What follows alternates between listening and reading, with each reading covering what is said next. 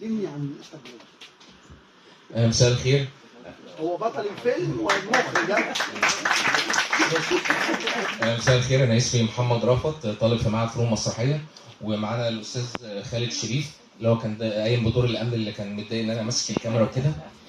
فيلم فوتوغراف ده من اخراج عمرو سليم، هو طالب في معهد سينما ودي اول تجربه اخراجيه ليه. قصه الفيلم هو كمان اللي مؤلف الفيلم ده، مستوحى من موقف حقيقي.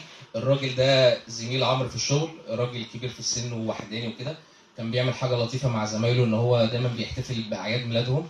يعني اي حد يعرف ان عيد ميلاده قرب بيحتفل بيه ويجيب له تورته.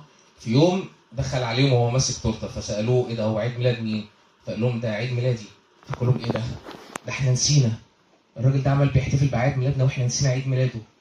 فمن هنا عمرو استنبط قصه الفيلم والفكره بتاعته. الفيلم ده اخد مننا يومين تصوير، وعمرو